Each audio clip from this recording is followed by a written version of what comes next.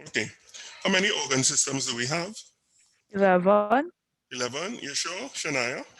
Yes, sir. All right. What's the word is used to remember the organ systems? Anybody remember that?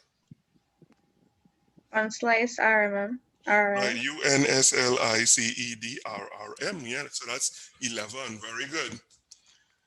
So in terms of, so that relates to the organ systems. What we're looking at the simplest, from a simple to more complex.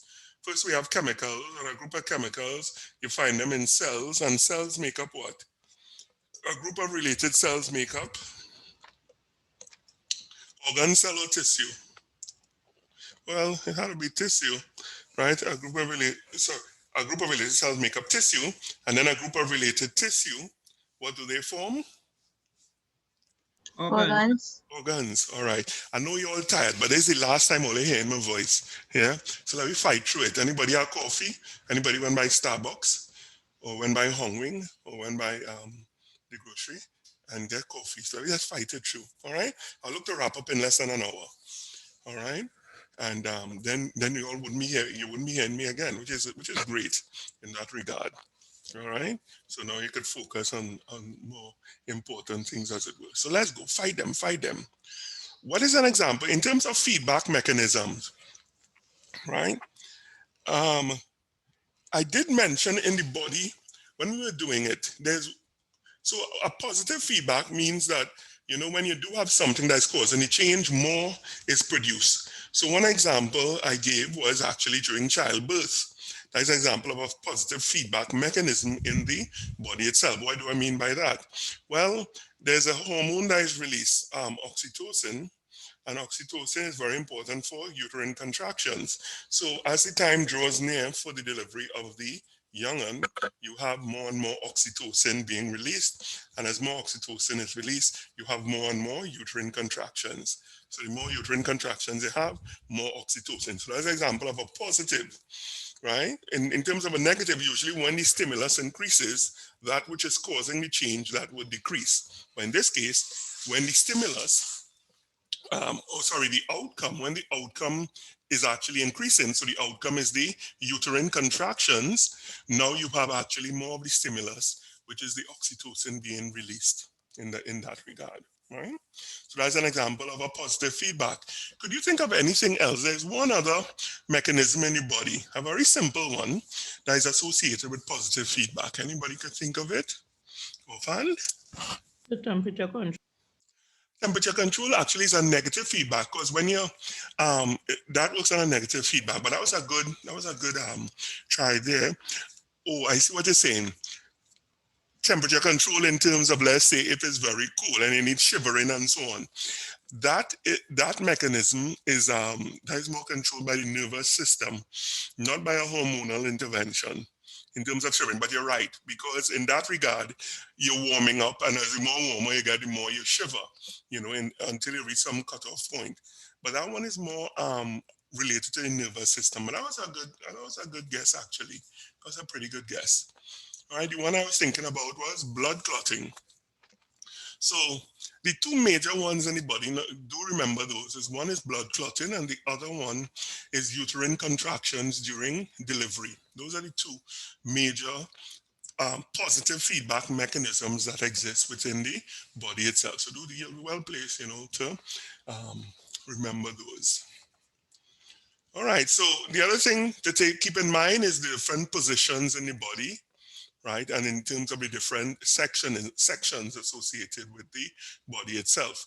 We did mention, for instance, you have coronal, right? Coronal mean like a crown, so you're going from ear to ear.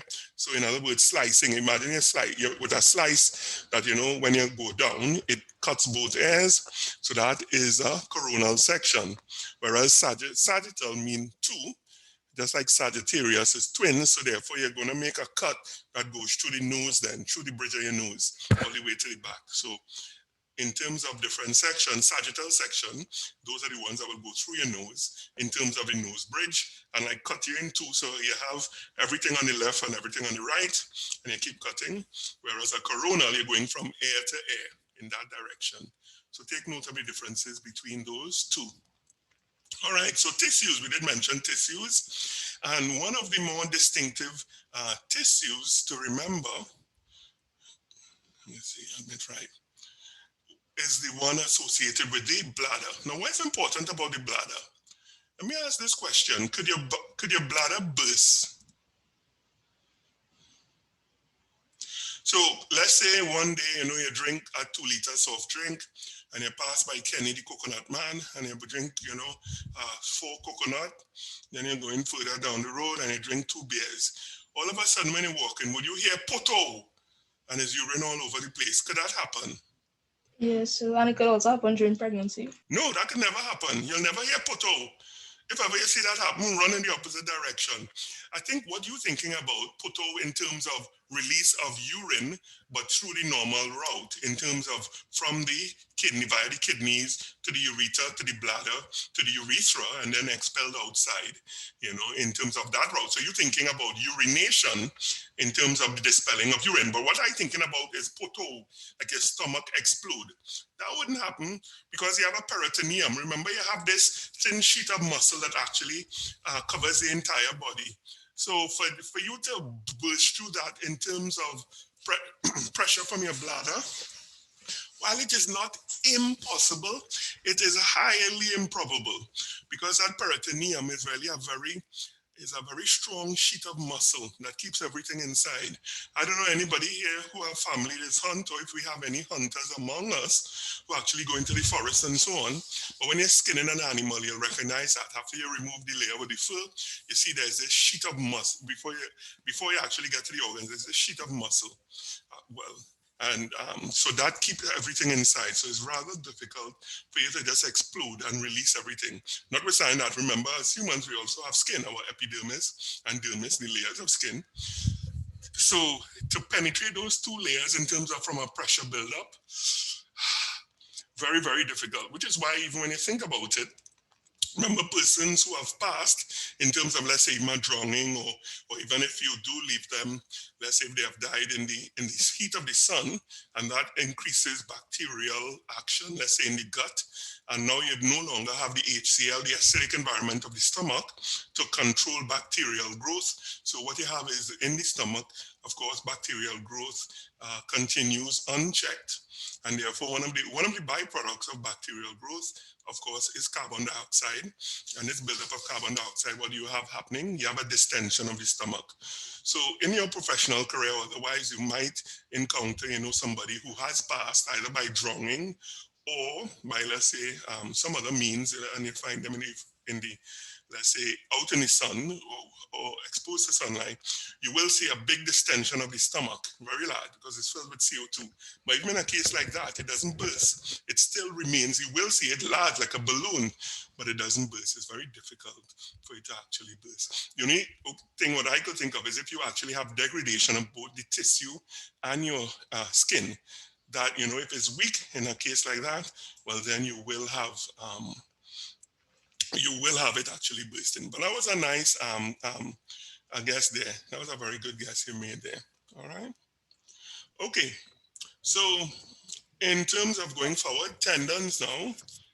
So that is with the urinary bladder. What type of tissue is usually associated with the urinary bladder? Anytime you hear the word bladder, what type of tissue should come to mind, right? And what type of tissue is that? Anybody?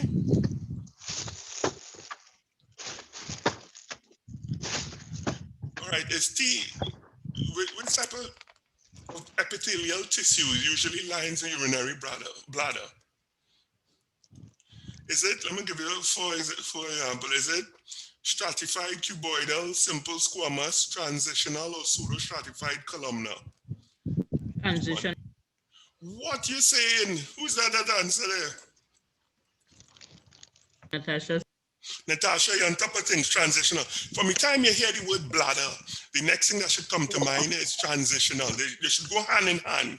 You hear bladder, and boom, you think transitional. Just like how you hear KFC, what comes to mind? Chicken. So KFC chicken, bladder transitional, epithelium. That's what you should be thinking.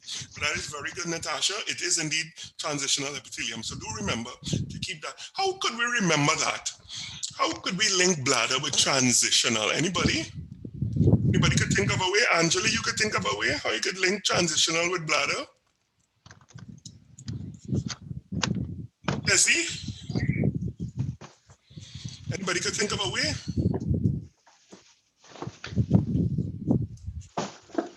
Well, that's something for you to figure out then. You can't think of a direct way, but it happens. Okay. I tell you, you put him in meeting first, like I asked you to. All So right. why you back? I think you might have left your microphone on, Kezzy. So if you don't mind, just sorry, let me look to mute it. Sorry, I forgot I have the power to mute it. My bad. Okay, let's go. You know that it happens. It happens to the best of us, right? It happens to the best of us. Okay, let's go forward. So let's talk about muscles. There are 3 types of muscles found in the body, muscle tissue. Anybody could bring me up to speed? What are the 3 types of muscle tissue found in the body? Connective. Right, okay, Diane. Smooth. Smooth. Connective. Cardiac. You give me 2 out of 3. So it's smooth and cardiac. And Okay. so connective is a The, type. the last one is skeletal. Thank you. Yeah, so you got 2 out of 3 there. So I'm not mad at it, Diane. That was very good. But the other one is skeletal. And what is skeletal, as the name implies? Why do they call it skeletal? Why do they call skeletal muscle skeletal muscle? Why do you think? Kimberly, why do you think it's called skeletal muscle skeletal muscle? For a very simple reason.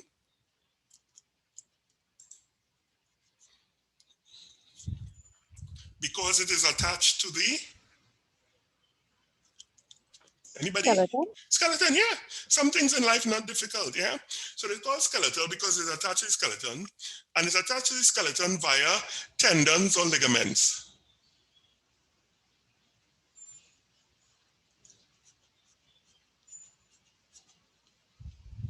So muscle is attached to bone via a tendon or ligament. Anybody can answer that one?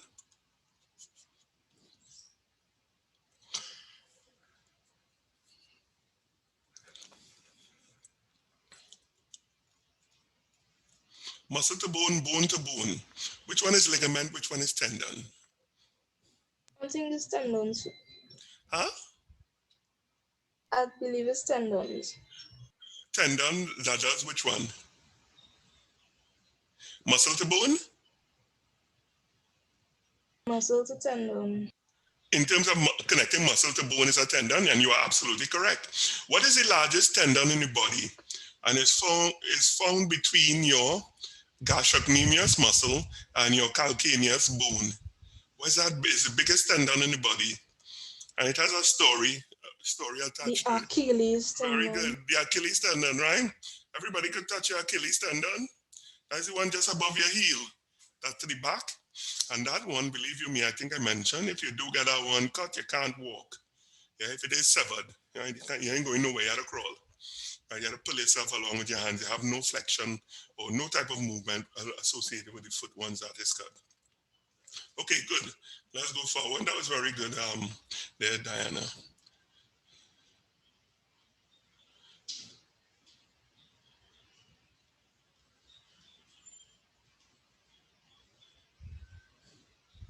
Okay. If an injection, everybody familiar with injections? COVID-19, anybody got a COVID-19 injection yet? I don't think it's in Trinidad yet, too. Not in Trinidad yet. Okay, fair enough.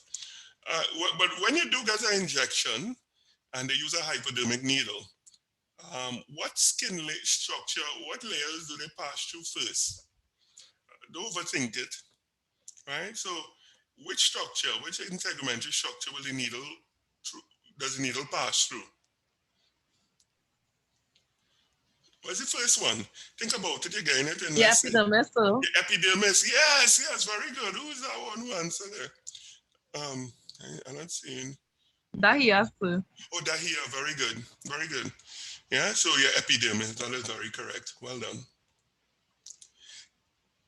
All right. And in terms of function of the skin, I will give you 4 examples here. Tell me which of the following is not a function of the skin, okay? Protection. Does your skin provide protection for your body? Yes. Yeah, protection from what? Sun, UV rays, and the sun. Yeah, sun, UV rays. What else? And in particular, you become aware of it when you have a burn. So what else do you think it protects against? Microorganisms. So we're talking about bacteria, viruses, anything else. It provides an impenetrable layer, right? So things just can't walk into you, as it were, walk into your internal environment because of the fact that there is this skin there. Is it involved with the regulation of your body temperature? Is the skin? Yes, Yeah. sir. It has something to do with it. And what process or what mechanism is associated with regulation of your body temperature? What's happening when you're too hot? Homeostasis is the maintenance of a constant internal environment. So you're quite right.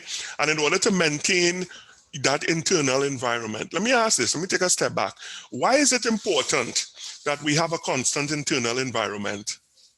Is it important? Yeah. Yeah, it is. If we don't have a constant internal environment, you will die.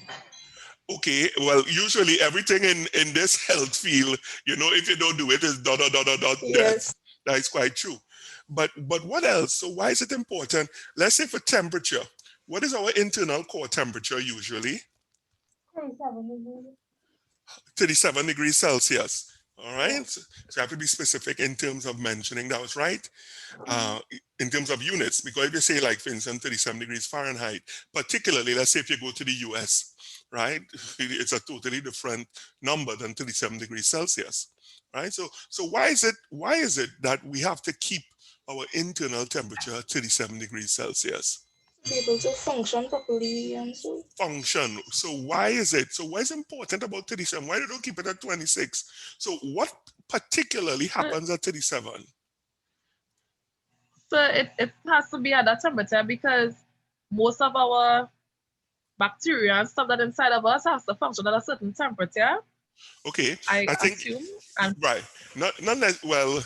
You could make that argument in terms of gut bacteria, right? So the bacteria, let's say, present in your large intestine, you might make an argument for that, yes. But more so in terms of the chemicals, so the enzymes, the proteins that are present within the cells themselves. Because within the body, the only place you'll really find a large amount of quote-unquote good bacteria is really in your gut. But other than that, the body works to get rid of bacteria, the quote-unquote bad bacteria, which are invaders, right? So if you're saying that maintenance of that in temperature to ensure the growth of bacteria, that'll be specifically in your large intestine, right? And that is known as your biome. The genetic material associated with your bacteria that is in your gut, you want to keep that because it passes from generation to generation. So you're quite right in that regard.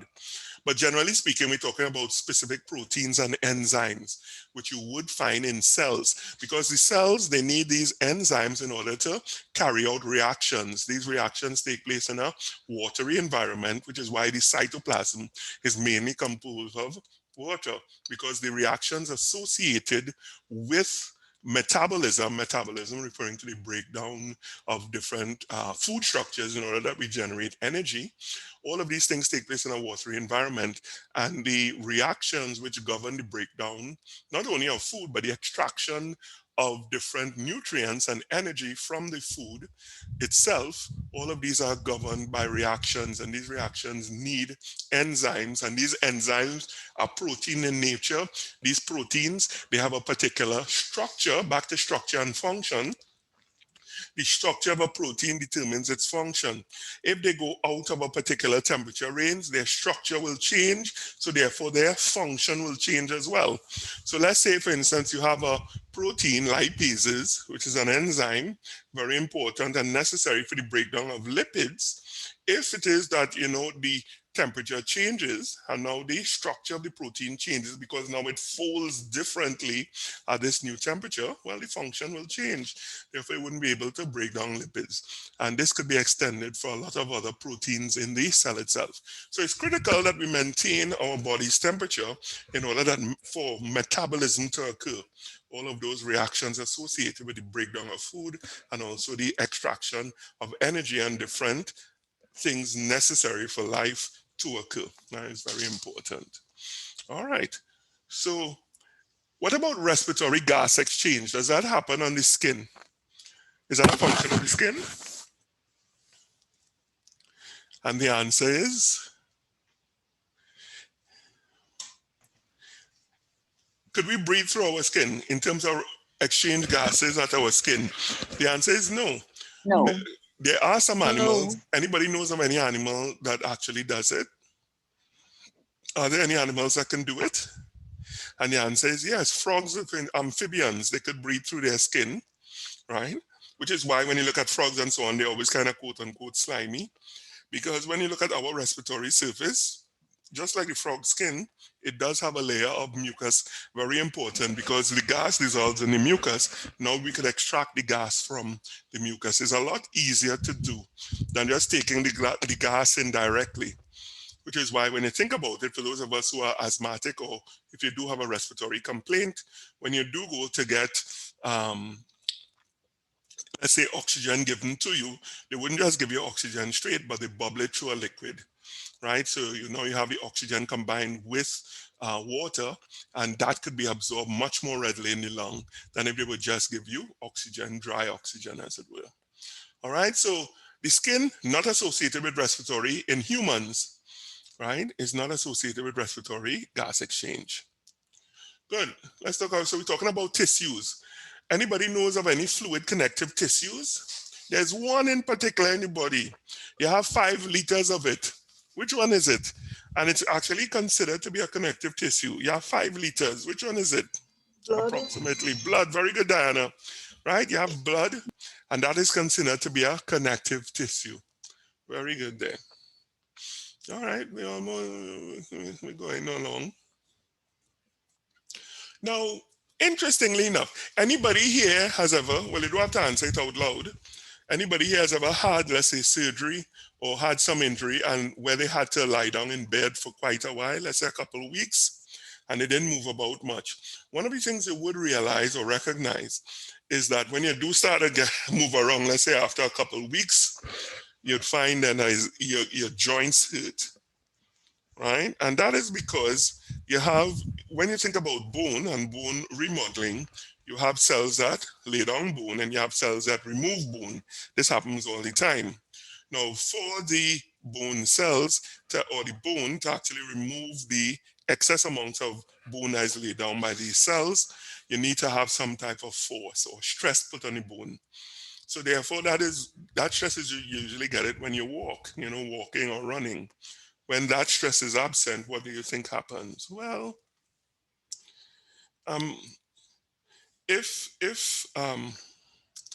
that is absent, let me just check to see if anybody wants to. Hi, I need to get in. That was at 3:15. I guess that person got in. Who is that boy? That was Portia. Portia, you here? I guess so. Yeah, okay. Well, I'm not seeing any room, so I guess she got in. Yeah, so one of the things, when you don't have that stress being placed on the bone itself, you no longer have those cells removing excessive amount of bone that is laid down. So literally, you could argue, and you'll be quite right to say it, if you're lying down in bed for, let's say, 3-4 weeks, your bone actually grows in size. So while that sounds good, especially particularly in the ends, it does hurt now to actually walk. Right, so that's one of the things you will see that in your professional career, particularly if you work in the osteopathic wards, the bone wards. You will see that, those persons who do lay down, lying in bed, for quite a while, when they do start to walk, their joints become quite painful, right? Of course, once the stress is placed on it for a couple of weeks, a week or two, right, the cells would kick in and remove all the excess bone growth. But which is why it's important for persons with injury or persons lying down in bed to have a physiologist work with them and, give them exercises and so on. All right. Good. In terms of bones in the body, approximately how many bones do we have in the body? 200. About 200. Yeah, we do have approximately 200. 206 is actually spot on. What is the smallest bone in the body? Stirrup, the one here. Wow. Only on top of things. Yes, your stirrup. Wow. Man. Yeah. So very importantly there, the stirrup is indeed the smallest bone in the body. And yes, you have approximately 206 bones in your body itself. Good.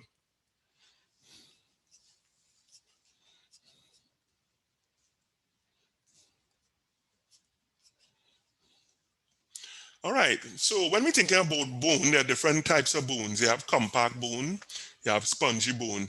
Which bone out of those two do you believe reduces the weight, the overall weight of the bone, as its name implies? Which one reduces the overall weight of a bone? Is it compact or is it spongy bone? For those of anybody here like KFC?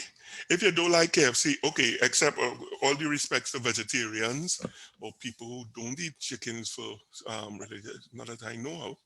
But when you're eating, which part of the chicken, if you're looking at that chicken leg, where would you find the spongy bone? At the ends of the bone or towards the middle?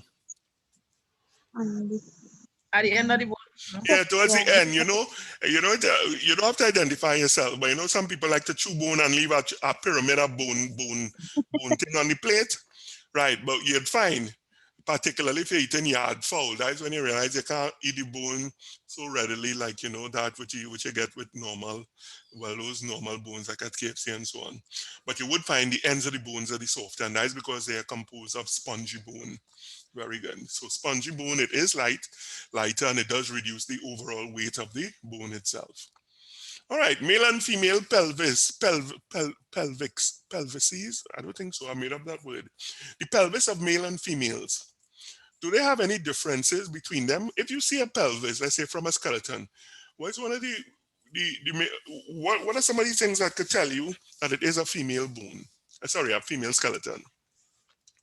Female pelvis is much wider.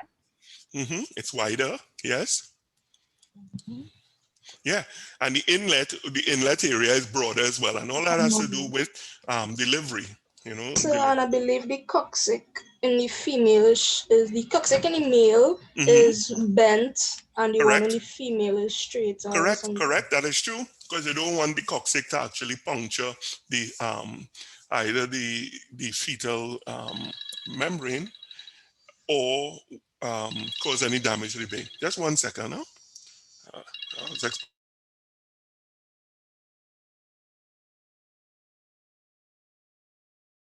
Yeah, hello?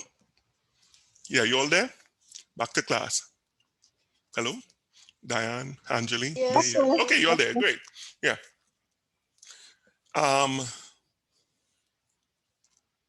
So yes, you do, because you don't want the amniotic fluid. You don't want the amniotic sac to be punctured as well. So that's why you're quite right. It is more straight than the in the male, where it could be curved. All right, so very good. All right, foramen magnum. What does the word magnum mean? It's Latin for what?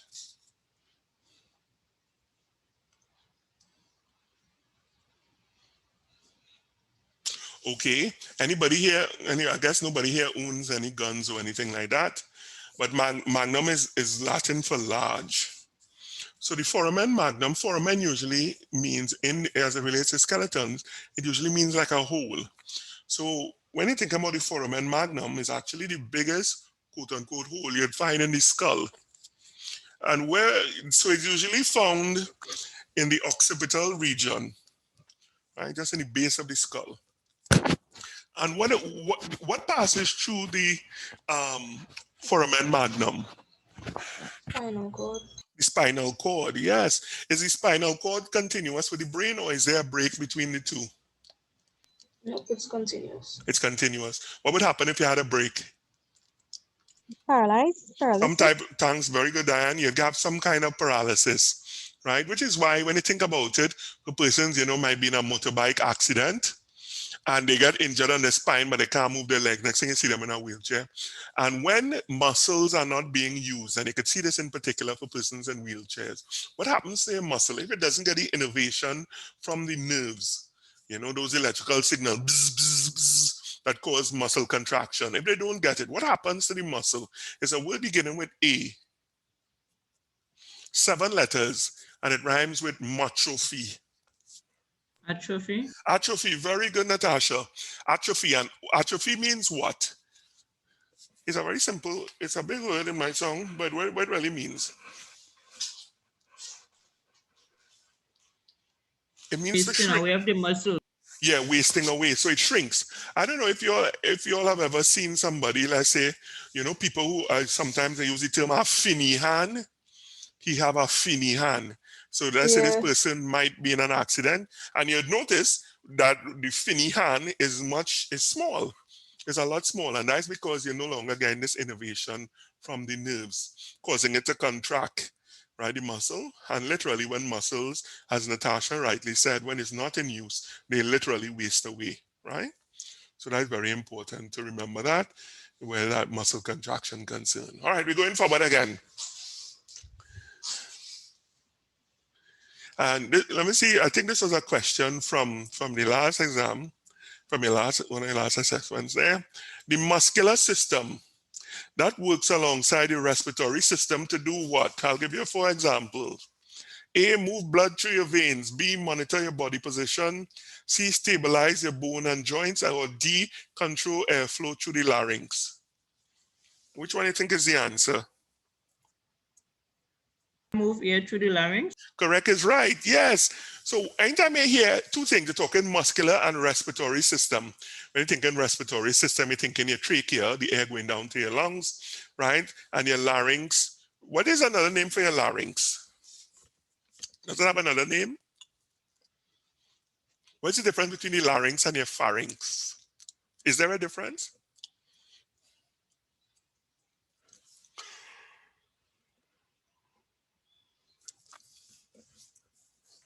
The pharynx is the general area, but the larynx is your voice box. Yeah? And when you look at it, it's very important. Even though we speak about movement of food when it goes down the trachea, you do have your epiglottis, which actually directs it to the either down the esophagus or directs things down your trachea, further down your trachea, right, or to the esophagus down to your stomach. Your larynx and your vocal cords. One of the things they do, they actually close when you are swallowing. I don't know if you ever noticed that, which is why, sometimes you'll hear the quote-unquote old people say, it's not a good thing, to talk and eat at the same time. Because when you do that, the vocal cords, they do offer protection to your trachea. They could open, and what could happen? Things could go down into your lungs. And when things go down into your lungs, what reflex action is triggered? I know we haven't done this, you wouldn't, because it's respiration. You'll do this in SNF2. What reflex action is triggered? Coughing. Coughing, yeah, you begin to cough. Is coughing important? What would happen if you didn't have that coughing reflex? Would that be a problem? Yeah, you'll begin Yes, to you'll choke. choke. You'll choke, right, true. That's one. And what's another thing that could happen? Something beginning with I. And it's a bad word. In nursing and in the medical field, there's the equivalent of somebody cursing you in the most vilest of manners. It's a word that beginning with I. You never want to hear this in the medical field as it relates to someone, unless any type of illness. It's a word that begins with I, and it rhymes with minfection.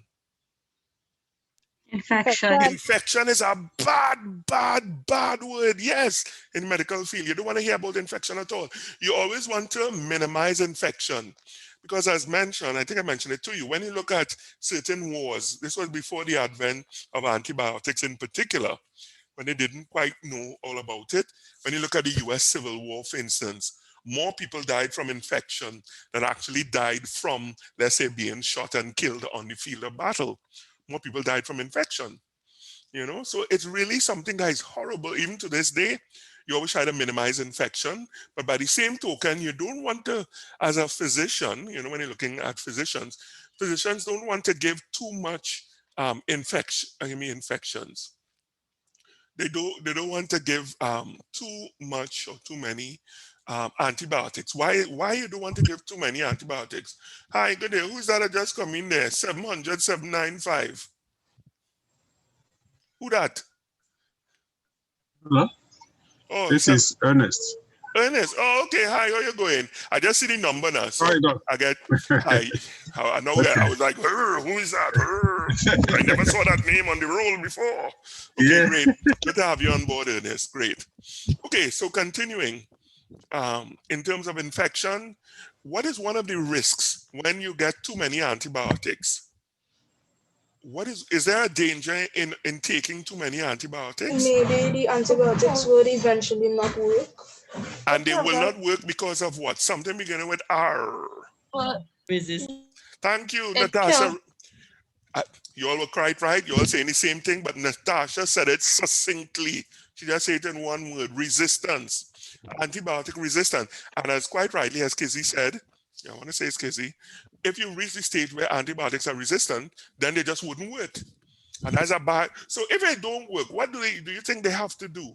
Well, they'll try to increase the dosage, which is not something, that is a good. And let's say it's still not working. What would they try next? Well, try another antibiotic, right? And if none of the antibiotics that we are accustomed to working, then what? Well, they start to tell you, get your papers and all. Not true. But in a worst case, let's say they'll try it. If it is you have a toxin buildup, they'll try to get it out. Dialysis, right? They'll try to to clean out your blood because the toxins will begin to build up in your blood. If it is that, your organ systems are overwhelmed. So dialysis is an option in a case like that. But you wouldn't remember dialysis is just for a while in terms of cleaning your blood, in terms of getting them out. So that is why, some people, when they go by the doctor, they like to always maybe insist that, hey, give me something, they always like to get something. Yes, you're paying for the visit, or yes, you're visiting the doctor, but they want something and, they're not satisfied until they get, like, say, an antibiotic. No, you really should only take antibiotics unless it's, as they say, when water is more than flour, when it's absolutely necessary. But if you really don't have to take antibiotics, don't take it, because you run the risk of building up resistance to that antibiotic. And when the occasion comes when you really need it, it wouldn't work. Very good there. Let's go forward.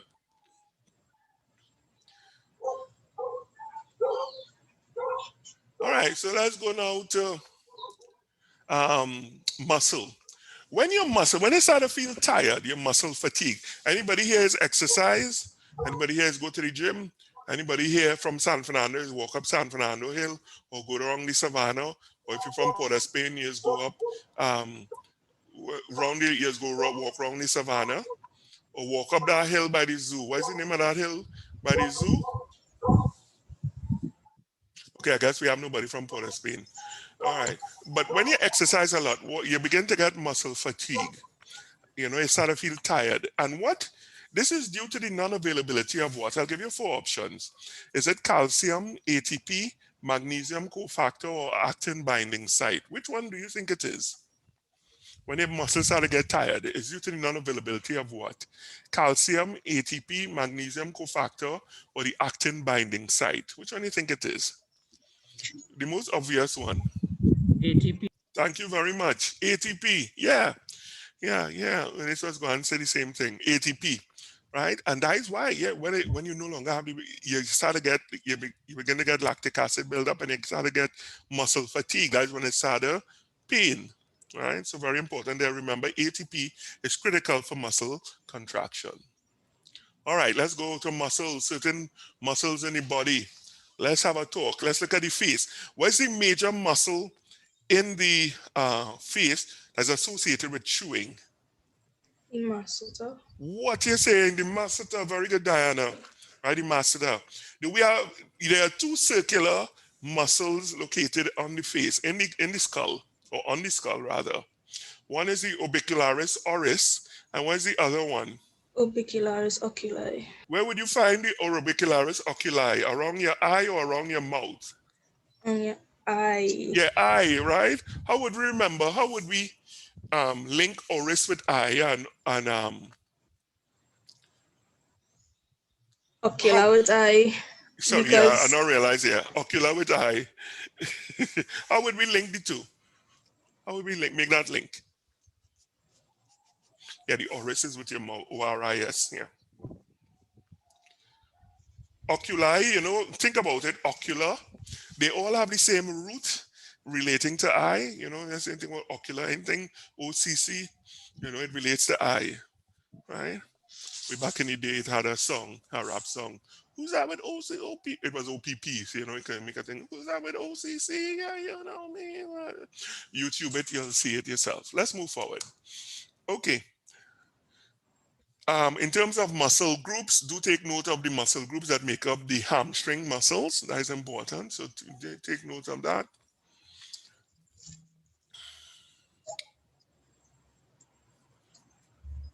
All right, so nervous system. Let's talk about the nervous system, right? Action potential. Let me look. And what are the major cells that make up the nervous system? Not an old run, but the cells are called not old run, but A neuron? neuron. Yes, very good. Yeah, thanks, Shania. So not an old one, it's a neuron. So neuron, these are the cells that make up, you know, the nervous system. And action potentials. I wonder if I did this all. What part of the neuron is a particular part that is where you have a high concentration of sodium channels? Anybody knows where on the neuron? Is it in the cell body? I'll make it simple. I'll give you two. Is it in the cell body or is it in the dendrite? We have a high concentration of sodium channel. Is it in the cell body or is it in the dendrite or the axon? Cell body or in the axon? axon. That was a good guess. Regrettably, it chose the wrong one, right? It is in the cell body itself, but that wasn't too bad. It was 50-50. It could have gone either way. So you could look at it like that, you know, but it's in the cell body in an area known as the axon hillock. This is not on the syllabus. You don't need to know it at this stage. You will see it at a later stage. But that's where you have a high concentration of sodium.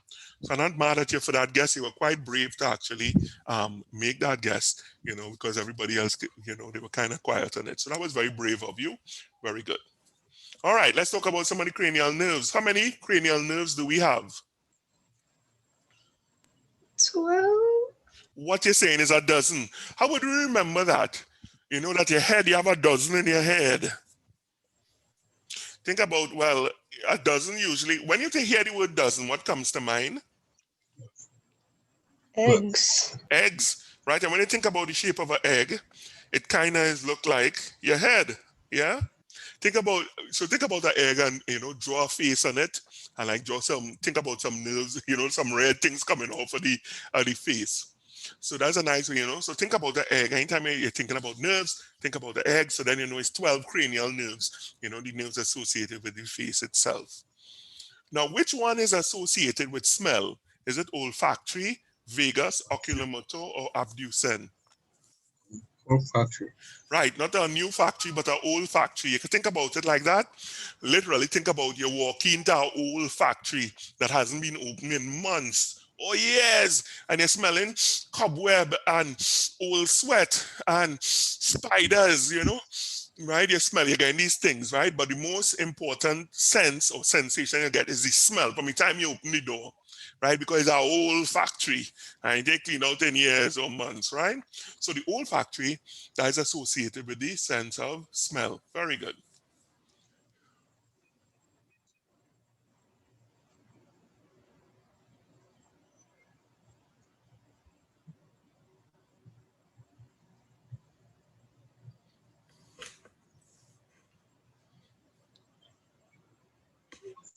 All right, let's talk about the eye. Let's look at wrap up. Well, not wrap up, but let's look at the eye. When you look at the wall of the eye, how many layers do you have in your eye? How many distinct layers in your eye? Is it 2, 3, 4, 5? Uh-huh. 3. 3, right? And going from outermost to innermost, what are they? The sclera, the choroid, and what's the innermost one? Begins with R. Is a light sensitive one. Retina? The retina. Very good, Shania. Very good, Diana. Yeah, the retina. That's the light sensitive bit of your eye. That's very good. Now we have rods and cones, and the rods, where are they found in the eye? Well, I kind of give that one away because I say it's light sensitive. They're usually found in the retina, but right? Very importantly, because that's the light sensitive part of your eye. Let's talk about your ears. You know the pinna of the ear, that's the part, you know, where you put earrings on. Well, that's a bad thing because people just put earrings all over the place. Where usually you'll find earrings. Some of them, you know, that the small part, which name eludes me right now. Just you know, some people just put the earrings there, but that's not, in essence, it's really a cartilage ring. Okay, so you have this big, the pinna. That's a big, the big part of the ear, like an elephant. You know, when the elephant wagging those big parts of the ear, that's like the equivalent of our pinna. Now, why is the pinna so large? What does that do? It serves to do what to sound. So in other words, if it didn't have Magnify. well, yeah, I would say that it does magnify by concentrating the sound. So it focuses, gets the sound focused to go down into the outer part, and then from the outer part, of course, it goes to the middle and then the inner ear through the vibrations of the osseal bones, right? The malleus, incus, and stirrup.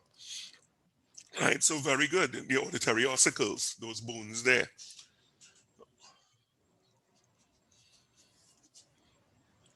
Very good. Let me ask this question. You know, there's a physiological question in terms of when a person cries, right?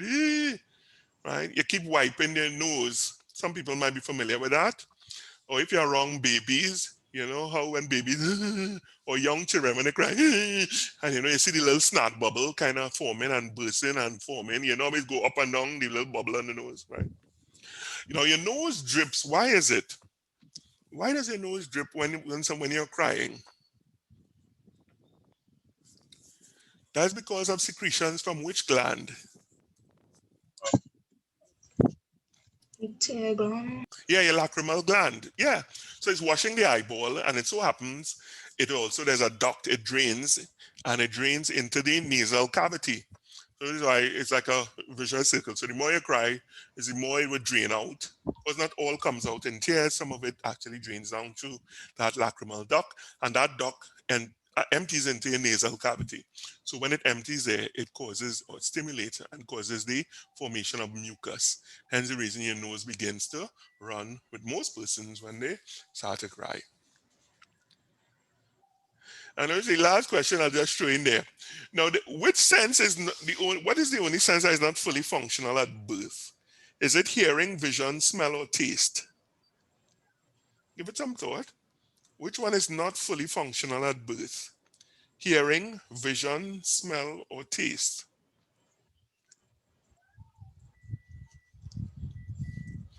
Nothing wrong with it. Hey, I wouldn't be mad. Vision. All right, so we hear vision on the table. All right, anything I else? say taste. Taste. Taste. All right, we have taste. Anything else? Probably smell too, because you wouldn't know what you're smelling really. Smelling. All right, so we Everything have is vision. new. What about hearing? A baby could hear when they're born. Yes. Yeah, if ever you clap, and that is one way actually you could tell a very simple way. If you clap, you'll see them look. They just give you a look, you know, a kind of scared look. So so we know hearing is there, and that is actually pretty well. But interestingly enough, your vision isn't fully formed at all. You know, when you're born, it might sound strange, but it isn't, because of the fact that while they're in utero, when they're within the amniotic sac, the eyes are closed. They're not open at all. It's only opened when at birth. So it takes a little while for you to get the sense of sight fully functional. Not that it's not functioning, it is, right? But notice what they say, fully functional. The rest of them, yeah, smell, yeah, it's fully functional. You could smell everything. You don't know what it is, but you'll smell it, right? So it's like, for instance, if I send you to, let's say, some part, let's say Alaska, and for the first time you're smelling, let's say salmon, fermented salmon in salt. First time you smell it, you have no idea what it is, but you know you're smelling something. It's smelling funky. You don't know what it is, but you're smelling it. So it's similarly at birth, babies will smell it. And I think one of you all were alluding to that. it's not that they don't smell, but they don't know what it is. They can't identify it yet because they have nothing to go against or match it in terms of memory. So if they smell a mango, okay, I'm getting this funny smell. I have no idea what it is. But of course, after a while, yeah, they recognize it, you know. Oh, mango, I see. Right? So quite right. Taste, yeah, taste is functional as well. So usually in a question like this, if you recognize, I say that smell, once you see smell and taste, they usually go together, right? So usually if you're seeing a question, they're asking for one and you see smell and taste, technically you can scratch them off, smell and taste, because they kind of go together, you know, as a pair. So then you're left with vision and hearing, and then you think about it. When it's in the womb, it's actually eyes always closed. Which is why, you know how we in for some babies' cribs, they have this mobile, this thing above their eyes. That is, sorry, this little a mobile, the thing that is turned. That is very important because in the baby looking at it, they're able then to tell the difference between different shades of light and darkness, you know, and also focus in the eyes. They'll look at the mobile and then they'll look up at the ceiling, right? They're developing the muscles in the eye in terms of near, in terms of accommodation, looking near and then looking far, right? So always remember that one, right? The only one that is not fully functional is the sense of smell. Good. All right. Everybody good so far? Yes, sir. Yes, All right. sir. All right. You're still there. You're still with me. Okay. You know, yesterday was my birthday. Oh gosh. Only bring no cake for me. Happy birthday. Okay, that was horrible of me. I'm actually not telling the truth at all. I was just looking for some type of sympathy. That's not true. So my birthday really wasn't yesterday. Actually, my birthday's in November. I was just throwing that out there. Okay, let's go. Let's go forward, shall we?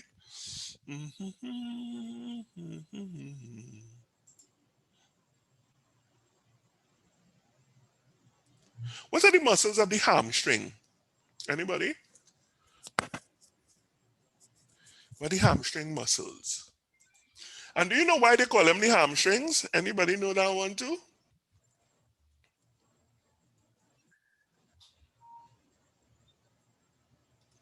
Right? So your hamstring muscles, right? What are they? Well, those are your gracilis, sartorius, and adductor magnus. Anybody would want to make a guess why they call them hamstring? No, it's just a logical thing. You don't have to think biological. Why did they use the word ham and why they use the word string? For a very simple reason. So forget your biology. Just think about it. Hamstring. If you hear the word hamstring, what comes to mind? The string on a ham. Yeah. So back in the day when they used to hang up ham in the stores, yeah, all the ham then used to come from Mac Foods, and you know they didn't have refrigeration, so they used to salt the hams. So they would hang them up to dry, and in terms of it, they would separate some of the muscles, you know, from the leg and the hamstring muscles, you know, and they would actually hang them up, you know, from that point. So hence the name hamstrings. Okay, let's go on. All right. What is 4 o'clock already? Time, let's fly. All right, I'm finishing in 15 minutes. Oh, you all want to go longer? Yeah? Say yes. Great. I will Okay, have to excellent. leave. No problem, Natasha. As I mentioned, it's recording, so you can pick it up later. But I understand. But thanks for making the effort, you know, to come.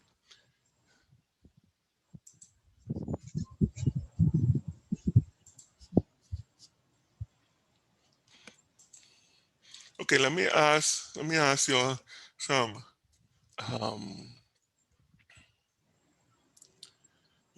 some questions. Let me change the pace a little bit. Let's go to some true and false questions. I think there's some of these are from the last quiz. I'll give you all access to those last set of questions you all did, where you could see the answers. Somebody was asking me about that. So you could go back in and see the answers. You'll be able to use that as revision material.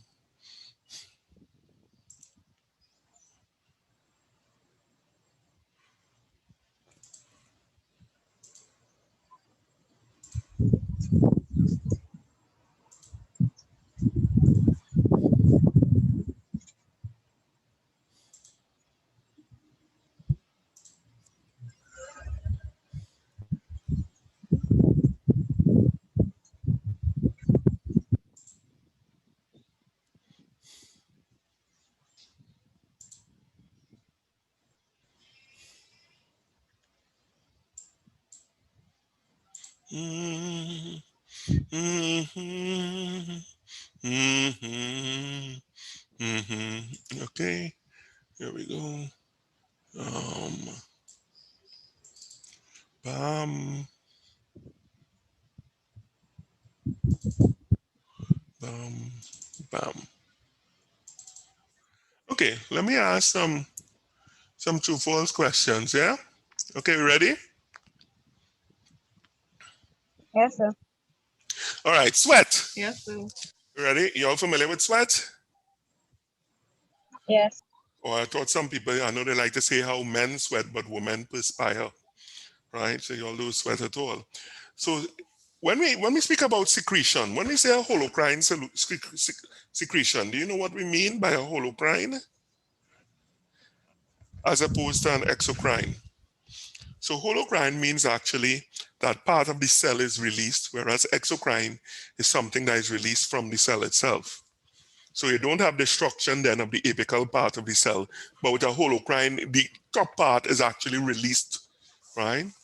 So the cell is destroyed in that regard. So when you're thinking about sweat, is it produced as a holocrine or an exocrine secretion? Which one do you think? Holocrine or exocrine? Holocrine, sir. Holocrine, so sweat glands is destroyed. I think I know what you're thinking about. You're thinking about more so with acne, right, in terms of that secretion. But when you're talking about sweat production, the production of that salty, the answer is it is indeed an exocrine. It's not holocrine, but it is exocrine. All right, the skin. What vitamin is usually associated with the skin in terms of what the skin make and is guide when you go outside in the sun? Vitamin D. Vitamin D. Yes, yes, yes. What is vitamin D important for anybody?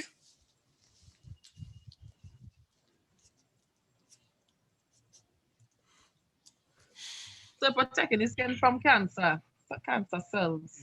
Well, yeah. Whenever you're in a pinch, always go the cancer route. you know, that is true protection against cancer as a response. But that is very true. It surely does that. Where would you get vitamin D? You can think of any food sources with vitamin D. Yep. Fatty fish like tuna and mackerel. Fish sources, very good. Liver. Liver, yes, yes. Legume. Yeah, legume, right? It have some, of course, there are two schools of thought with liver. One, you have to be careful because one of the things, the funny thing with liver, it tastes better the less you cook it. But if the liver is infected, you run the risk of infecting yourself if it does have, let's say, liver flukes or something in it. But the thing with liver is the less you cook it, is the better it tastes. So, it's kind of medium rare is the best way to cook it because the more you cook it, it's get grainy. Yeah, so it's always a little balancing act you have to do where that is concerned. Okay, let's talk. We spoke about cells there. Let's talk a little bit about fat. All right, what type of fats we have? Well, brown fat or brown adipose tissue, they occur mainly in babies and functions in producing heat to warm the infant. Is that true or false? Brown fat, brown adipose tissue, is that true or false? They occur mainly in babies and function in producing heat to warm the infant. And the answer is Yes, true. sometimes you could draw it from your own experience. If you really think about it, have you ever really seen a baby shivering? A young child, a baby. Have you ever really seen baby shivering? And the answer is not really. They don't. If you think about it, you don't really see babies shivering. And one of the reasons is because they have this brown fat. It's a regulator of heat until they're mad, until they start to get a little older, then shivering kicks in because the brown fat disappears. So the brown fat is there, in terms of producing heat to warm the infant. So it is true. That is very good. Let's talk about nerves. Neuromuscular junction. Why do they call a neuromuscular junction a neuromuscular junction? Because it's a junction between a what and a what? Neuro refers to what? What type of cells? When you hear neuron, neurosurgeon, what do they usually operate on, a neurosurgeon? A brain or your foot? Brain cells. Brain cells. Very good, Anjali. Yeah, your brain. And what you'll find is nerves, so it's related to nerves. So a neuromuscular, when I hear muscular, what comes to mind? Muscles, yeah, very good. Yeah, right, muscles. So a neuromuscular junction is found between two types of cells, muscle cells and blank cells. What type of cell? Muscle fibers, sir. Muscle Muscle, fibers. between muscle cells, muscle fibers. And muscle and brain cells. Brain cells. And brain cells, as we mentioned, they are also known as? Motor neurons. Yeah, neurons. Oh, Anjali, you're going, yeah, you went complex on me there. You was climbing the ladder and I was actually going down. I was thinking simply of a nerve cell and you started climbing the ladder and telling me about neurons and so on. But you were quite right. If you put that as a response, you'd get correct, neurons, but nerve cells, because neurons are a type of nerve cell. So you're quite right. All right. So a neuromuscular junction between a nerve cell or a neuron and a muscle cell. And in terms of in that junction, one of the things that's released is acetylcholine, right? Acetylcholine. And would you find, is acetylcholine released only by neurons at a neuromuscular junction? Let me give you all a little heads up. Whenever you see you have even a multiple choice question or a true-false question, and you see the word only, tend to, especially if it's a true-false, 9 times out of 10, the answer is false, right? Always remember in science, absolutes are very rare. Right, you don't have absolutes. You always have exceptions to the rule. So I would say usually when you see a question and you see the word only in the question, go for false. You're more likely than not, the answer will be correct. Right? Once you see the word only, ding, ding, ding, ding, ding, you should immediately start to think false. Right? Because of the fact it's very rare, very, very rare that you have it happening. So if you had a question like acetylcholine is released only by neurons, the answer will be false. You do have acetylcholine being released elsewhere. All right, so do keep that in mind. All right, we're keeping on the nerve cells or neurons, as Anjali reminded us. What do nodes of Ranvier, what do they do? Just one second. This is a call. This is one of my dog.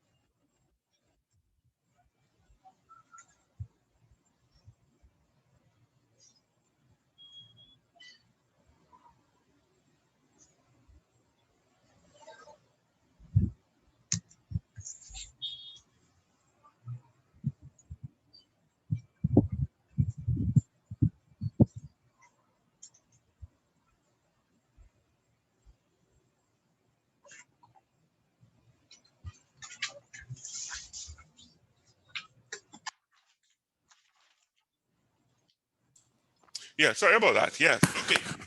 So where were we? The neuron, nodes of Ranvier. What are the nodes of Ranvier? It's like the gap in the myelin sheath. The myelin sheath, very good. And when we're talking about the myelin sheath, right, what is the myelin sheath primarily made up of? Carbohydrate, fats, or proteins? Remember, it's like an insulator. The myelin sheath is like a blanket wrapped around the axon. So what do you think is made Protein and of? fatty cells. Yeah, fats, very good, right? Primarily it's fat, right? You know, so structurally the axon would have proteins in it, but the myelin sheath itself is actually fat because it acts as an insulator. Very good. All right, so whenever you think of myelin, the first thing should come to mind is fat, you know, myelin fat. How you'll draw how you'll draw a conclusion to that. See if you can remember anybody who name begin. You might have a cousin named Glendolyn or something like that. Glendolyn, Myelin, Fat, and she fat. So you'll just remember it like that.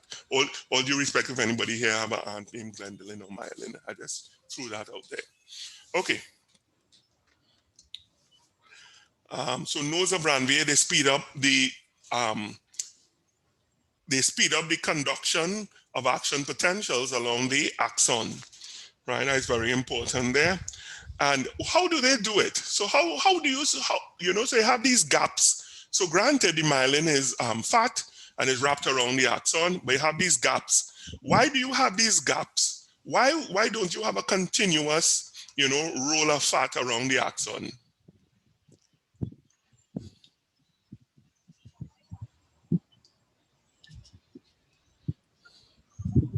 So is it for ions to flow in and out? What you're saying, excellent, Natasha. Yes. So in terms of like booster stations, if you did have a continuous wrap, all right, you have to remember, I think I drew this parallel for those of us might have family working tea and tech, and we'll be wrapping up in about 10 minutes, we'll finish. I'm almost through. Right, if you have family working tea and tech, when you think about those electrical cables that run on the road, well, not on the road, but run in the air, even going from point A to point B, so from the Penal power station up to San Fernando, it loses charge. Every 100, let's say feet, it goes, not feet, we don't use feet anymore.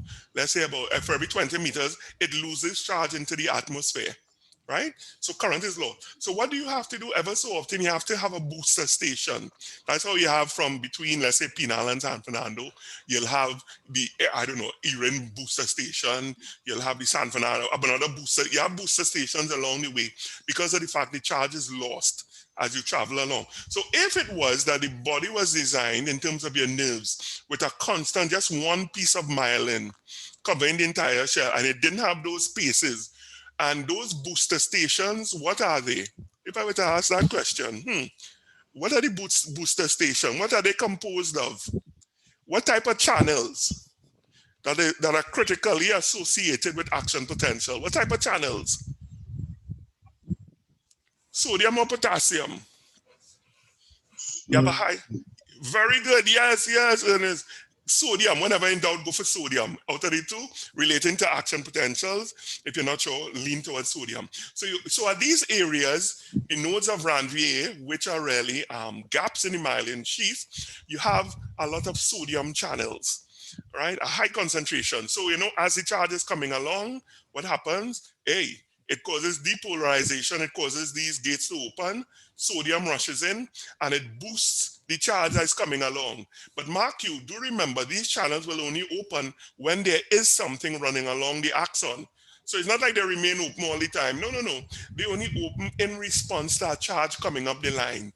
So like, for instance, that is like, if you're on the road and let's say you're looking for a maxi and you see the maxi coming, well, now, people will start to move towards, the road or towards the place where they know the maxi going to stop.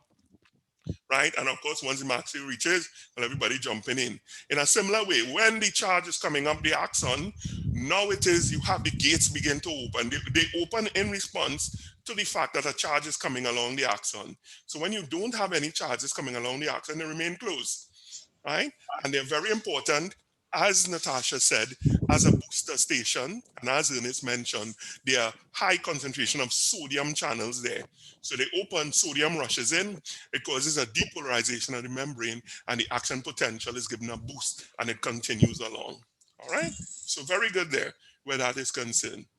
All right, last question I want to ask. No, this is not the last question. All right, back to the cranial nerve. Cranial nerve 5 is the one that carries the taste of sensation. True or false? Sorry, the sensation of taste. True or false? Cranial nerve 5. On old Olympus towering tops, a friendly Viking grew vines and hops.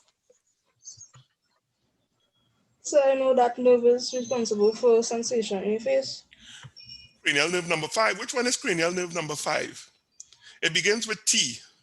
It's either the throat, the trigeminal. Very good. The trigeminal nerve. Well, yeah, the trigeminal nerve. right? So the trigeminal nerve, which is number 5, so it's not, the one that carries the sensation of taste is what? Gustatory, right? And if you were to use that little mnemonic on all Olympus towering tops, a friendly Viking grew vines and hops, his cranial nerve number 9, right? So it's just that if you Google, mnemonics for remembering cranial nerves, it has some little rhymes, and each letter from the words of the rhyme will tell you or point you in the direction of which cranial nerve it is, right? So that's why cranial nerve 9. That's the one. That's the one. Yeah, with the gustatory sense of taste is cranial nerve number 9. Okay. All right. So, let me see. Just 5 more minutes, if I could crave your indulgence for.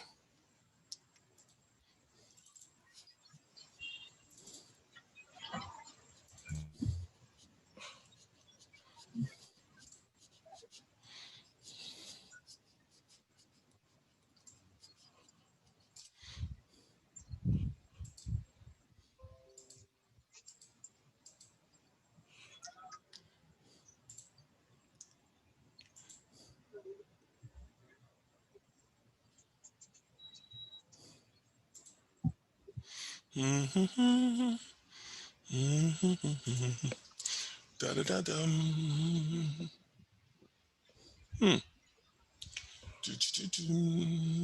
Come on, come on. Yep.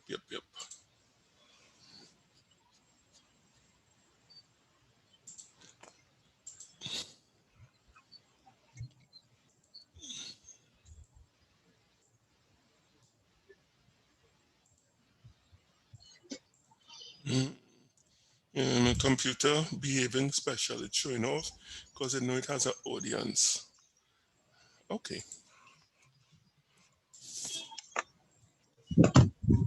Okay.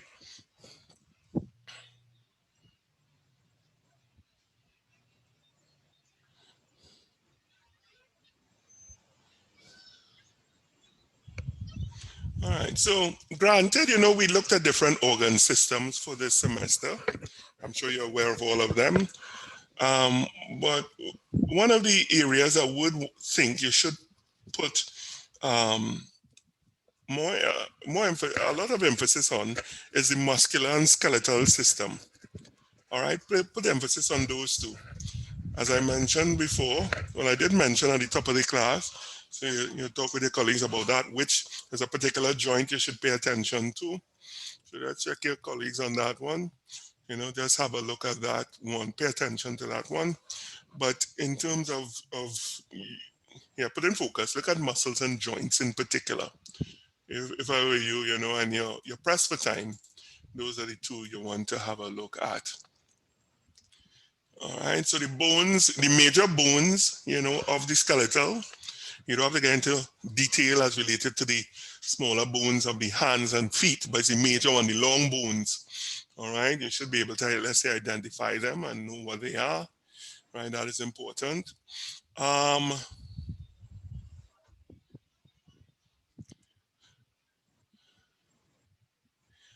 And yeah,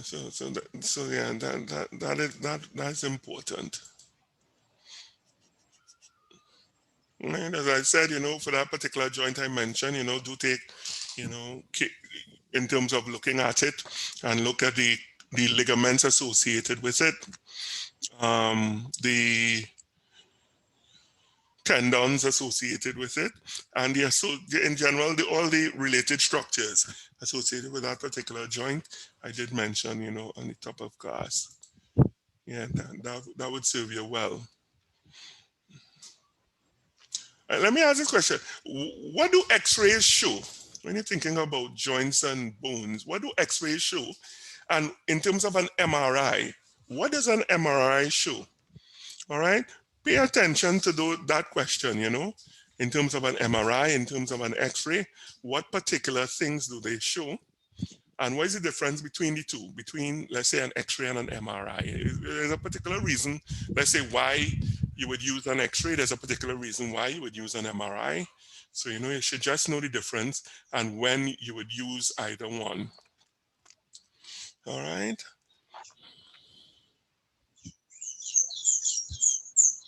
And yeah, take note, of MRI, X-rays, and that particular joint in particular. Notwithstanding the fact, the other things that we did go through today, and of course, everything else is fair game, as what we looked through during the course of the semester. But if I were you, in terms of placing emphasis, I would place the emphasis on the things which we did go through today, right? So that is important. One last thing, let me see, last thing I want to mention. There's always a last thing.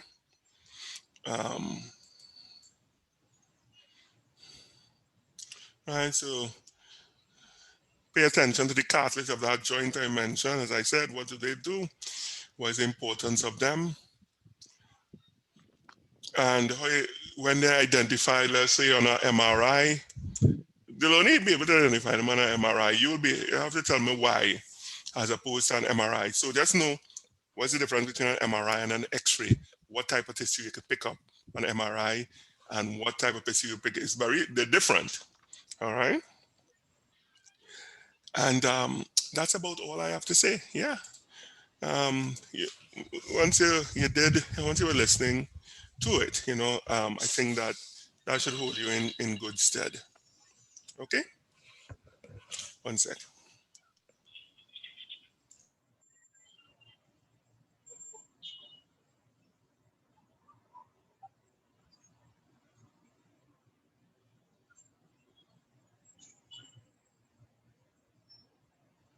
Great. Okay.